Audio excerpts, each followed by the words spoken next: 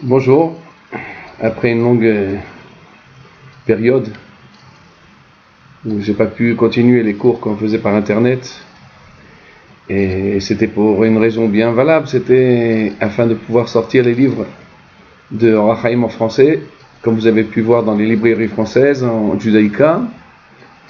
Le premier tome, Bereshit, est déjà en vente depuis déjà quelques mois, et bientôt va sortir le deuxième tome, Bereshit, sur Shemot, bien sûr, sur la même chose, la lumière de la vie, le Or HaChaim, traduit en français pour tout celui qui le veut.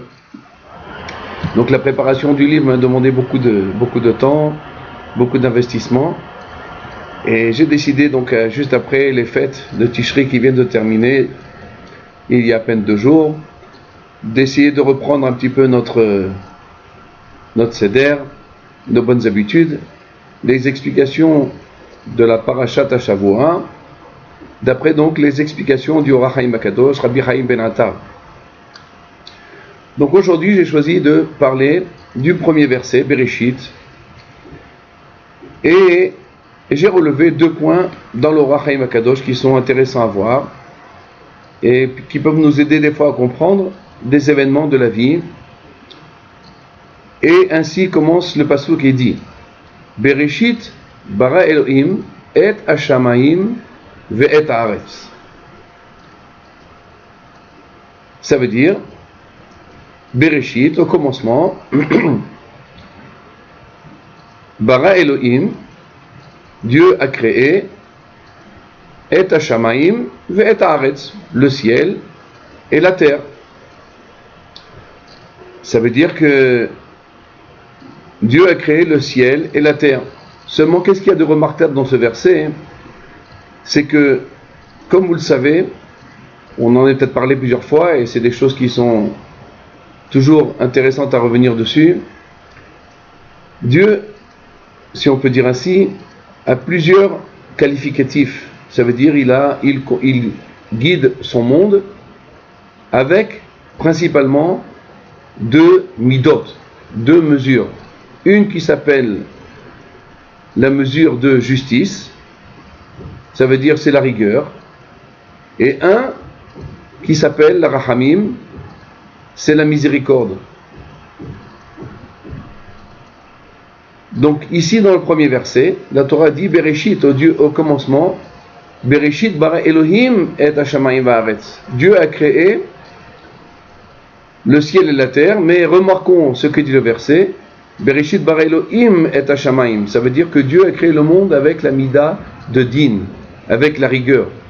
Ça veut dire que le monde va être guidé, va être gouverné par la midat adin, par la mida de la rigueur. Seulement, continue le Or HaChaim et nous fait remarquer que le verset dit et hashamayim ve'et haaretz. Ça veut dire que Dieu a créé le ciel et la terre par la mida, par la mesure de la justice. La justice, entre parenthèses, ça veut dire que suivant le comportement de l'homme, dans le bien ou dans le mal, comme ça, il va être ou puni ou bien récompensé. C'est ce qu'on appelle en lachon, dans le langage du Talmud, il y a le sachar et il y a le nesh. Ça veut dire il y a le sachar, ça veut dire la récompense pour celui qui a fait le bien, et il y a le nesh pour celui qui a fait, que Dieu préserve, le mal. Seulement on nous fait remarquer au Or HaChaim HaKadosh quelque chose d'intéressant. Dans le Perek Bet, si je me souviens bien, dans le 2e chapitre, verset numéro 4, le verset est écrit différemment. Là-bas, il y a marqué Beyom bara Hashem Elohim Eretz Veshamayim. Le jour où Dieu, Hashem, donc c'est le Dieu de Rahamim, Elohim, le Dieu de justice, Eretz Veshamayim, la terre et le ciel. Il y a ici 2 remarques, 2 choses de remarquables. Premièrement, le verset nous dit le jour où Dieu, Rachamim, Havaya, Elohim, Din, la rigueur, ça veut dire qu'ici que donc la rigueur n'est pas toute seule. Il y a aussi la Rachamim avec lui, puisqu'il y a marqué le jour où Dieu, Rachamim, Elohim, l'Éternel, donc qui se traduit par la rigueur, le Dieu de rigueur, a créé, deuxième remarque qu'il faut voir dans le verset, Eretz Veshamaim, la terre et le ciel. À l'inverse du premier verset, où il y a marqué Dieu a créé le ciel et la terre. Ça veut dire qu'ici l'ordre a été inversé. Donc deux remarques. Dans le premier verset, il y a marqué le jour Bereshit bara Elohim, au commencement Dieu a créé le ciel et la terre. Donc si je veux bien, je ne veux pas vous induire en erreur, donc ça veut dire dans le deuxième verset, il y a marqué là-bas le jour où Dieu Beyom bara Hashem Elohim, ça veut dire Rachamim Vedin, ça veut dire que à la fois le monde a été créé par la Rachamim et par la justice.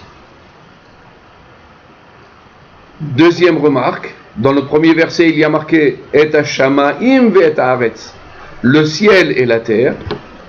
Par contre, dans le deuxième verset, il y a marqué la terre et le ciel. Donc l'ordre a été inversé. Et ce n'est pas fortuit. Il n'y a rien dans la Torah qui est fortuit. Alors le Or HaChaim nous donne son enseignement qu'on doit apprendre de là. Première remarque que l'on a fait, c'est que l'adjectif, le qualificatif de Dieu dans le premier verset n'est que le Dieu de justice. Bereshit bara Elohim et Hashamayim ve'et haaretz. Ça veut dire que Dieu a créé le ciel et la terre avec l'amida de din, avec l'amida de justice, avec la gvura. Et dans le deuxième verset, là-bas, il y a marqué le jour où Dieu a créé, le jour où Dieu, Rachamim, Elohim et justice, a créé terre et ciel. Quelle différence entre les deux versets et qu'est-ce que l'on apprend de là? Or HaChaim HaKadosh nous donne cette explication. Dans le premier verset, où il y a marqué que Dieu a créé le ciel et la terre avec la rigueur, avec la mida de Rachamim, avec la mida de Din, pardon, cela s'adresse aux Shamaim, cela s'adresse aux créatures qui sont dans le ciel. Quelles sont ces créatures qui sont dans le ciel? Les anges, particulièrement. Ça veut dire qu'avec eux, avec les anges, Dieu se comporte avec justice uniquement, avec Gvura, d'après la mida de la justice. Ça veut dire que un ange, n'a pas le droit à l'erreur. S'il se trompe, il est puni tout de suite. Suivant l'erreur qu'il a fait, comme ça il est puni. La Gemara ramène dans la Masechet Chagiga, page numéro 14. Lorsque sont montés dans les mondes supérieurs 4 Tanaïm, Rabbi Akiba, il y avait Rabbi Akiba, Ben Azaï, Ben Zoma et Acher, qui était le maître de Rabbi Meir.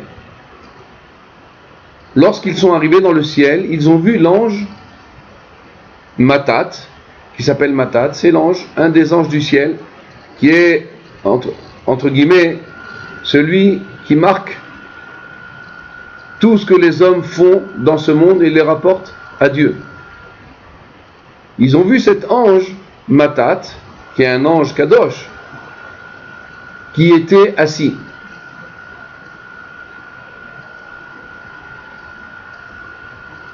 Et c'est quelque chose que ça leur a éveillé une question. Il y a pourtant un verset qui dit que dans le ciel, on ne s'assoit pas. Il n'y a pas de yeshiva là-bas. C'est pas un monde où on est fatigué, c'est pas un monde où on a besoin de repos. Tout le monde est debout. Ça veut dire debout. Ça veut dire que là-bas, la lumière de Dieu est tellement grande que les anges ne peuvent pas rester sur place. Ils n'ont pas un seul instant où ils restent sur place. Tellement ils ressentent la chaleur et la lumière de Dieu qu'il les prend. Lorsqu'ils ont vu cet ange assis, alors il y en a 3 qui ont mal tourné. Acher, Elisha ben Avouya, est redescendu sur terre et il a tout renié. Il a dit donc la Torah que Dieu préserve, c'est pas vrai. Il a renié la Torah. Ben Azaï, il a vu ça, il a perdu la raison. Ben Zoma, il en est mort. Le seul qui est resté vivant et qui a gardé la tête sur les épaules, si on peut dire ainsi, et qui a continué à servir Hachem de la même manière, c'est Rabbi Akiva. Rabbi Akiva, il est rentré Béchalom et il est sorti Béchalom. Il n'a pas eu de question. Il n'a pas posé de question. Il s'est dit, c'est comme ça les chemins de Dieu. Il n'y a rien à comprendre. Et il a continué son chemin. Il a continué à servir Hachem comme si ne rien n'était. La Gemara nous raconte là-bas que cet ange-là qui s'est assis, Matat, et qui a donc entraîné que des Chachamim se sont égarés du bon chemin, il a été puni tout de suite. Il a été puni tout de suite. Ça veut dire que Dieu avec lui n'a pas été miséricordieux. Pourquoi?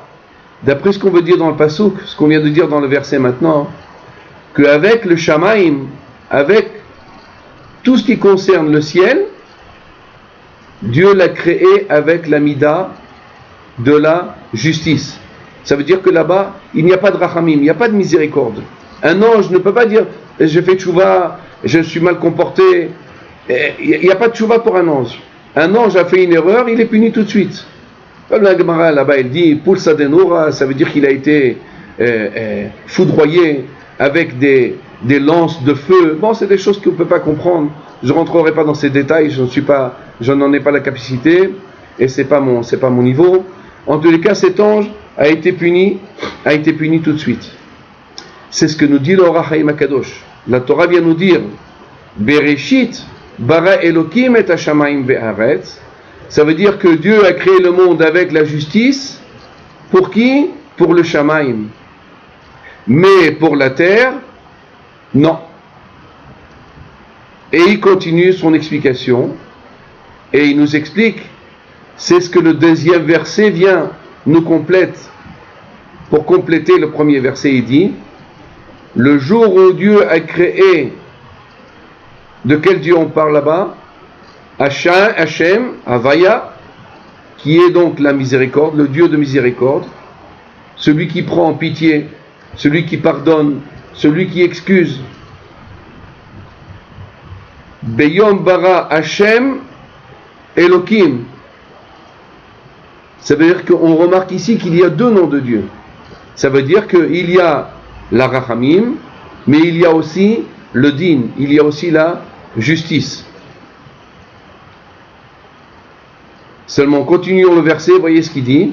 Beyom bara Hashem Elokim Eretz Veshamayim. Terre et ciel. Une remarque extraordinaire. À ce moment-là, lorsque Dieu a créé terre et ciel, ça veut dire en premier la terre et après le ciel, pour nous dire que Dieu se comporte avec miséricorde envers qui? Envers les hommes. Ça veut dire la justice, elle existe. Ça veut dire Dieu est un Dieu de justice. Ça veut dire qu'il y a un salaire et il y a une punition. Il y a un salaire pour celui qui fait le bien et il y a une punition pour celui qui fait le mal. Seulement la Torah vient et nous dit Beyom bara Hashem rachamim Elohim le din. Ça veut dire le jour où Dieu de rachamim et celui de justice, ça veut dire les deux à la fois. Ça veut dire Dieu des deux côtés. C'est ce que l'on répète en permanence à Yom Kippour, c'est ce qu'on répète en permanence à Rosh Hashanah, c'est ce qu'on répète pendant toutes les 42 jours de Slichot. Adonai hu Elohim. Ça veut dire Hashem ou Elohim. Ça veut dire Dieu de rachamim et le Dieu de justice ne sont que un. Ça veut dire qu'en vérité, Dieu est en vérité un Dieu de justice, mais il est aussi un Dieu de rachamim. Donc d'après cela, on interprète le verset et on dit, quand est-ce que Dieu se comporte avec justice uniquement avec les créatures qui sont célestes, les anges?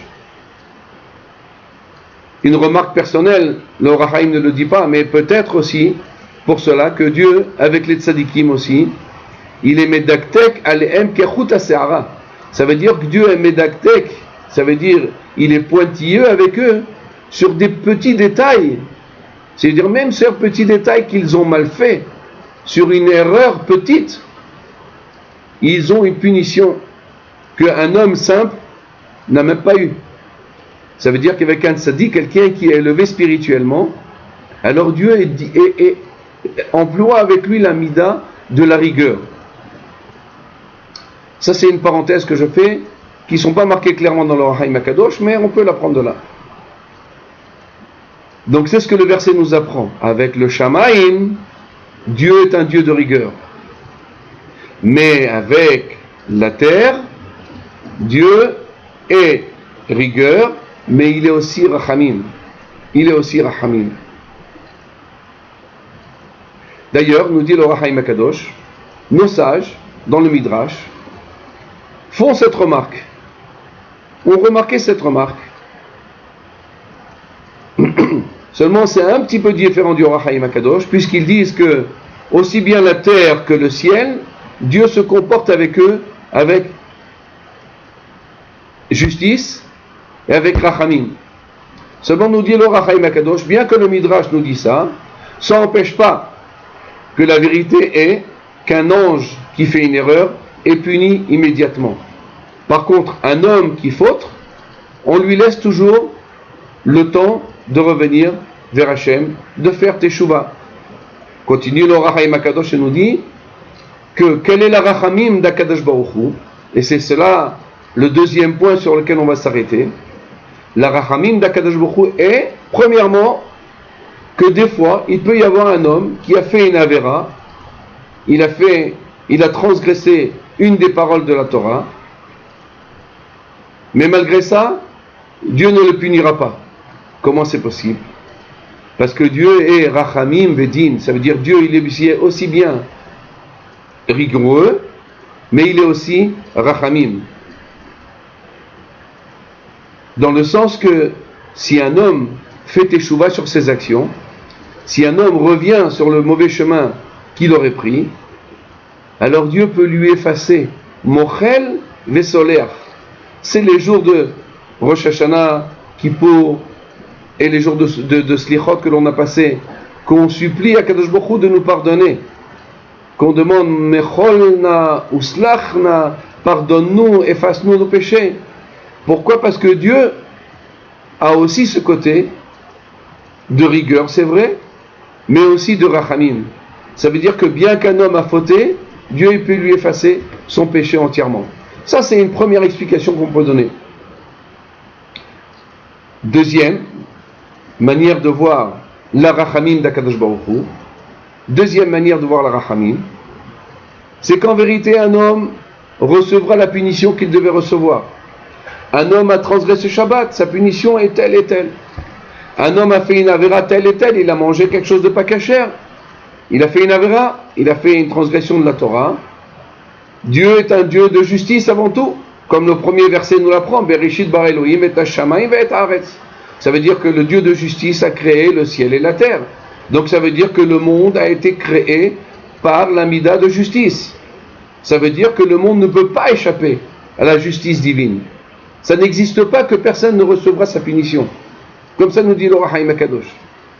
Ah, si c'est ainsi, Comment nous allons comprendre le deuxième verset, où il y a marqué là-bas que Dieu est Rachamim Vedin, Beyom bara Hashem Avaya Elohim Eretz Veshamayim, le jour où Dieu de Rachamim et le Dieu de justice a créé terre et ciel.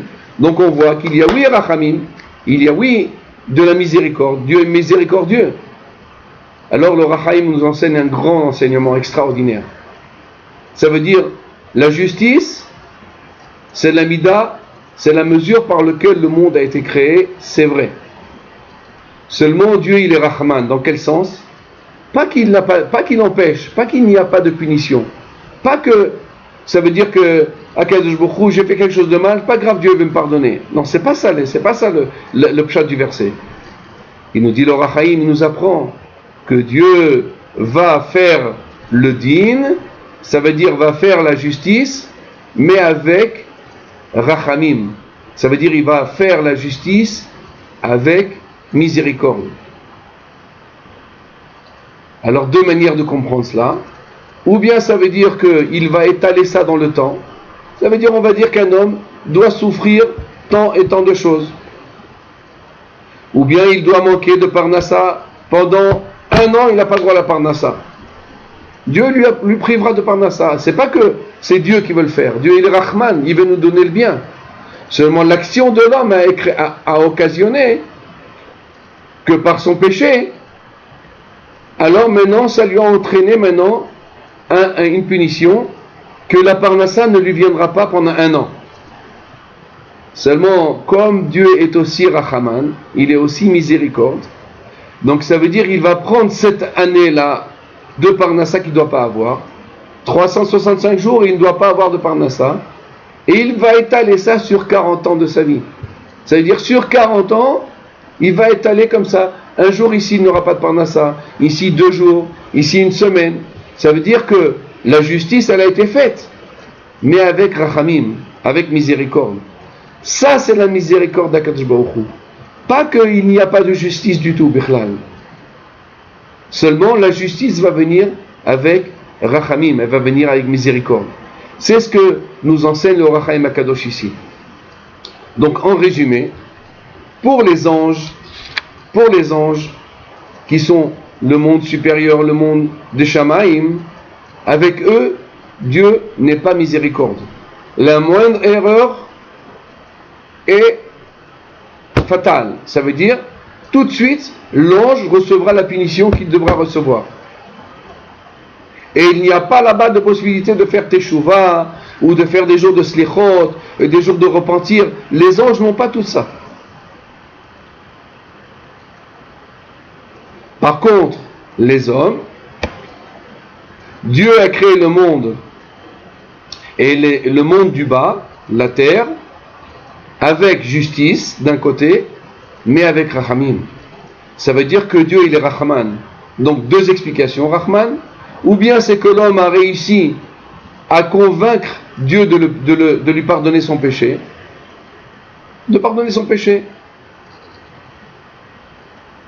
ou bien que le péché n'est pas entièrement effacé, mais la punition viendra d'une manière facile, d'une manière possible à l'homme d'accepter, de prendre cette punition sans pour cela qu'il ne soit cassé.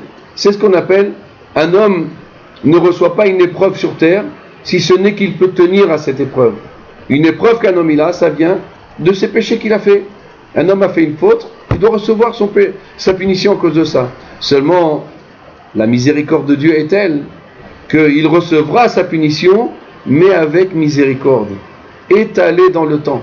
Un petit peu par ici, un petit peu par là, que Dieu préserve, afin que la personne puisse continuer à servir Hachem avec joie, qu'elle ne se décourage pas de rien. Ça, c'est l'enseignement du Or HaChaim Akadosh qui voulait nous donner dans ces 2 premiers versets. Voilà, c'est ce que je voulais vous dire un petit peu dans la parashat Bereshit. Si Dieu veut, on se retrouve plus tard pour une deuxième partie de ce shiur. En attendant, on se voit pour la prochaine, on se retrouve très prochainement pour la deuxième partie de ce shiur.